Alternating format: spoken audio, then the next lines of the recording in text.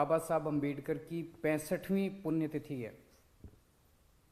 मैं समझता हूं कि बाबा साहब अम्बेडकर भारत के सबसे बड़े सपूत थे। उन्होंने देश का संविधान बनाया। दुनिया का सबसे बेहतरीन संविधान बाबा साहब अम्बेडकर ने हमारे देश को दिया। पूरा जीवन वो दलितों के लिए, शोषितों के लिए लड़ते रहे, संघर्ष करते रहे। और अगर मैं कहूं कि शायद आज तक के भारत के सबसे पढ़े लिखे नागरिक थे, तो मुझे लगता है ये अतिशयोक्ति नहीं होगी। मैं नहीं जानता कोई और भारतीय जिसने इतनी पढ़ाई की हो। आपको शायद पता नहीं होगा कि उन्होंने 64 विषयों में 64 सब्जेक्ट्स में मास्टर्स डिग्री हासिल की थी। एक मास्टर्स डिग्री लेने में नानी याद आ जाती है, एक एमए करने में, एमएससी करने में नानी याद आ जाती है। उन्होंने 64 सब्जेक्ट्स के अंदर मास्टर्स डिग्री हासिल की थी। उन्होंने 2 डॉक्टरेट डिग्री ली थी, 2, एक अमेरिका से और एक इंग्लैंड से। इतने गरीब परिवार से वो आते थे, इतने गरीब परिवार से आते थे, उनके घर में खाने को नहीं होता था। जब वो इंग्लैंड में डिग्री कर रहे थे तो बीच में उनका वजीफा रुक गया, उनको डिग्री बीच में छोड़ के आना पड़ा, और फिर वो यहाँ पे पैसों का जुगाड़ करके दोबारा डिग्री लेने के लिए गए थे। इतना पढ़ाई को इतनी ज़्यादा तवज्जो देते थे। 2 विदेशों से डॉक्टरेट डिग्री ली थी उन दिनों में। आज की डेट में कोई बच्चा अगर फॉरेन में पढ़ने जाना चाहता है, कितना मुश्किल है किसी के लिए फॉरेन में पढ़ने जाना, अमेरिका में, इंग्लैंड में पढ़ने जाना आज की डेट में कितना मुश्किल है। उन दिनों में ऐसा शख्स जिसने 2 डॉक्टरेट डिग्री फॉरेन से ली थी, उनको, और उस जमाने के वो पहले डॉक्टरेट डिग्री हासिल करने वाले पहले भारतीय थे। उनको 9 भाषाएं आती थी, 9 भाषाएं। और उनकी एक पर्सनल लाइब्रेरी थी, किताबों के बड़े शौकीन थे। पर्सनल लाइब्रेरी थी जिसमें 50,000 किताबें थी। उनकी लाइब्रेरी का नाम था राजगीर। और कहते हैं कि दुनिया की सबसे बड़ी लाइब्रेरी उनकी पर्सनल लाइब्रेरी थी। इतना ज़्यादा उन्होंने पढ़ाई को तवज्जो दिया।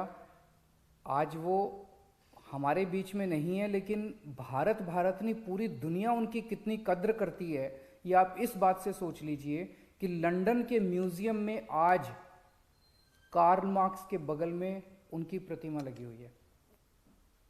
इतने बड़े भारतीय थे जिन्होंने भारत का नाम पूरी दुनिया में रोशन किया। हम 75वां साल मना रहे हैं आज़ादी का, 75th ईयर ऑफ इंडिपेंडेंस।